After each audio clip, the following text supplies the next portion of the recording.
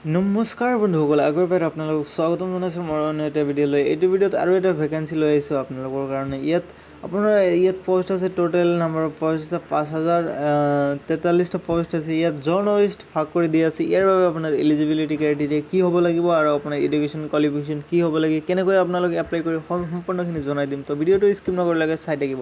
আৰু যিসকলে চেনেলটোত প্ৰথমবাৰ আহিছে তেওঁলোকে ছাবস্ক্ৰাইব কৰিবলৈ নাপাহৰিব। চ' বন্ধুসকল, মই ইয়াত এডভাৰটাইজমেণ্টটো ভালদৰে আপোনালোকক দেখুৱাই দি আছোঁ।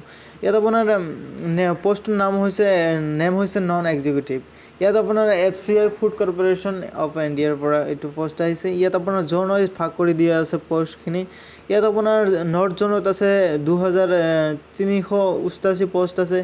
আৰু ইয়াত আপোনাৰ কেটেগৰী ৱাইজ ভাগ কৰি দিয়া আছে। SCৰ কাৰণে আছে 401টা আৰু STৰ কাৰণে আছে 70টা আৰু OBCৰ কাৰণে আছে 572 আৰু EWSৰ কাৰণে আছে 197 আৰু আনৰিজাৰ্ভ যিসকলে সেইসকলৰ কাৰণে আছে 11048টা পোষ্ট আছে। আৰু চাউথ জোনত আছে 989টা পোষ্ট আছে। ইয়াত আপোনাৰ SCৰ কাৰণে আছে 173 আৰু STৰ কাৰণে আছে 44 আৰু OBCৰ কাৰণে আছে 300 পোষ্ট আৰু EWS কাৰণে ইকনমিকেলি উইকাৰ ছেকশ্যন যিসকল হয় সেইসকলৰ কাৰণে আছে 109টা আৰু আনৰিজাৰ্ভৰ কাৰণে আছে 363টা পোষ্ট আছে। আৰু ইষ্ট জোনত আছে, ইয়াত আপোনাৰ পোষ্ট আছে 768টা পোষ্ট আছে। ইয়াত আপোনাৰ SCৰ কাৰণে আছে 142 আৰু STৰ কাৰণে 72 আৰু OBCৰ কাৰণে 156 আৰু EWSৰ কাৰণে 75 আৰু আনৰিজাৰ্ভৰ কাৰণে 323 আৰু ৱেষ্ট জোনত আছে 713 পোষ্ট আছে। ইয়াত আপোনাৰ SCৰ কাৰণে 66 আৰু STৰ কাৰণে 92 আৰু OBCৰ কাৰণে 176 আৰু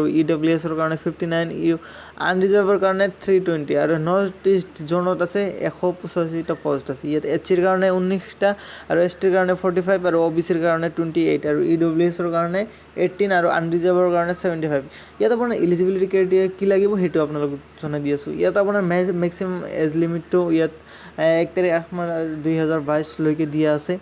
ইয়াত আপোনাৰ JE civil engineer 28 years, JE electrical mechanical engineer হয় এইটো 28 ইয়াৰ্ছ। তাৰপিছত আছে আপোনাৰ পোষ্ট ৱাইজ ভাগ কৰা আছে। গ্ৰেড 3 ষ্টেনো ইয়াত আপোনাৰ 25 ইয়াৰ্ছ আৰু জেনেৰেলত আছে 27 আৰু একাউণ্টত আছে 27 আৰু টেকনিকেলত আছে 27 আৰু ডিপুটিত আছে 27 আৰু হিন্দীত আছে 28 ইয়াৰ্ছ। ইয়াত ইয়াৰ্ছবোৰ দিয়া আছে। চ' ইয়াত আপোনাৰ কোৱালিফিকেশ্যনবোৰ দেখুৱাই দি আছোঁ। আৰু কিছুমান কেটেগৰী ৱাইজ এজটো মানে ভাগ কৰি দিয়া আছে। এইটো SC/STৰ কাৰণে 5 ইয়াৰ্ছ, OBCৰ কাৰণে 3 ইয়াৰ্ছ আৰু ডিপাৰ্টমেণ্টেল FCI কেণ্ডিডেটৰ কাৰণে 50 ইয়াৰ্ছ। আপোনাৰ এডুকেশ্যন কোৱালিফিকেশ্যন এক্সপিৰিয়েঞ্চ লাগিব। JEত লাগিব চিভিল ইঞ্জিনিয়াৰ ডিগ্ৰী আৰু তাৰপিছত আপুনি মই পিছত তলত দেখুৱাই আছোঁ ষ্টেনো গ্ৰেড 2 যিটো সেইটোত আপোনাৰ গ্ৰেজুৱেট লাগিব। আপুনি 40 ৱৰ্ড পাৰ মিনিটৰ টাইপিং কৰিব জানিব লাগিব আৰু ইংলিছ টাইপিং ইয়াত শ্বৰ্ট ৰেচপেক্টলি জানিব লাগিব। আৰু এছিষ্টেণ্ট গ্ৰেড 3 লাগিব আপোনাৰ গ্ৰেজুৱেট ডিগ্ৰী যিকোনো ৰিকগনাইজ ইউনিভাৰ্চিটিৰ পৰা হৈ যাব। তাৰপিছত এছিষ্টেণ্ট গ্ৰেড 3 ইয়াত একাউণ্টছ, ইয়াত আপোনাৰ কমাৰ্চ লাগিব। যিসকলে বেচেলৰ অফ কমাৰ্চ কৰিছে, কমাৰ্চ ডিগ্ৰী কৰিছে যিকোনো ইউনিভাৰ্চিটিৰ পৰা সেইসকলৰ কাৰণে।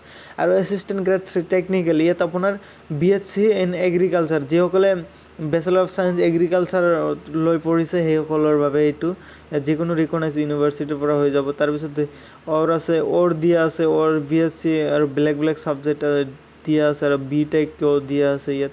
তাৰপিছত আছে এছিষ্টেণ্ট গ্ৰেড, ইয়াত ডিপুটি ইয়াত আছে গ্ৰেজুৱেট ডিগ্ৰী লাগিব ইয়াত। আৰু এছিষ্টেণ্ট গ্ৰেড 3 ইয়াত হিন্দী হয় এইটো। আৰু যিকোনো ডিগ্ৰী ৰিকগনাইজ ইউনিভাৰ্চিটিৰ পৰা হিন্দী মেইন ছাবজেক্ট হিন্দী থাকিব লাগিব আৰু ইংলিছটো প্ৰফিচিয়েঞ্চি হ'ব লাগিব স্পেচিয়েলি ফৰ দি পাৰপজ, মানে ইংলিছটো প্ৰফিচিয়েঞ্চি হ'ব লাগিব। আৰু ডিপ্ল'মা চাৰ্টিফিকেট লাগিব আপোনাৰ ইংলিছ আৰু হিন্দী ট্ৰান্সলেট ডিপ্ল'মা চাৰ্টিফিকেট লাগিব। চ' ইয়াত আপোনালোকে এপ্লাই ফিজবোৰ জনাই দি আছোঁ। আৰু SC/ST PWBD এণ্ড ওমেন নীল তেওঁলোকৰ কাৰণে একো ধৰণৰ ফিজ নালাগে। SC/ST PWBD আৰু যিসকলে ছোৱালী হয় বা ওমেন হয়, মাইকী হয়, সেইসকলৰ ফিজ নালাগে। আৰু ল'ৰাসকলৰ বাবে বা বয়সকলৰ বাবে আনৰিজাৰ্ভ যিসকল সেইসকলৰ কাৰণে 500 টকা ফিজ দিব লাগিব। আৰু পে'মেণ্টটো নেট বেংকিঙৰ থ্ৰু কৰিব লাগিব, ডেবিট কাৰ্ড বা যিকোনো UPIৰ থ্ৰু কৰিব পাৰে, ৱালেটৰ থ্ৰু কৰিব পাৰে। ইয়াত আপোনালোকৰ এপ্লাই কৰিবৰ বাবে প্ৰথমে লিংকটোত ক্লিক কৰিব, তাৰপিছত আপোনালোকে ৰেজিষ্ট্ৰেশ্যনত ক্লিক কৰিব, তাৰপিছত এপ্লিকেশ্যন ফৰ্মটো অন হ'ব, তাতে আপোনাৰ পাৰ্চনেল এণ্ড এডুকেশ্যনেল ডিটেইলছখন তাতে আপুনি এণ্টাৰ কৰিব। তাৰপিছত কিছুমান নেচেচাৰী ডকুমেণ্টছ আছে সেইবোৰ আপলোড কৰিব। তাৰপিছত নেক্সটত ক্লিক কৰি আপুনি এপ্লিকেশ্যন ফিজত ছাবমিট দি আপুনি শেষত কি কৰিব, ফৰ্মখন প্ৰিণ্ট আউট ওলাই ল'ব। তো ইয়াত ষ্টাৰ্টিং ডেটটো হৈছে 6 ছেপ্টেম্বৰৰ পৰা আৰম্ভ হ'ব আৰু ইয়াৰ ক্লজিং ডেটটো হৈছে 5 অক্টোবৰ। ছ' এইখিনি আছিল ভিডিঅ'টো। যদি ভিডিঅ'টো ভাল লাগে তেনেহ'লে লাইক কৰি দিব, আৰু চেনেলটোত যদি প্ৰথমবাৰ হৈ থাকে কি কৰিব সেইটোতো ক'বই নালাগে, আৰু অলপ হ'লে ইনফৰ্মেটিভ হ'লে আপোনাৰ বন্ধু বান্ধৱীৰ সৈতে শ্বেয়াৰ কৰক, আৰু লিংকটো ডিছক্ৰিপশ্যনত থাকিব, তাৰ পৰা আপোনালোকে এপ্লাই কৰিব পাৰে। ধন্যবাদ।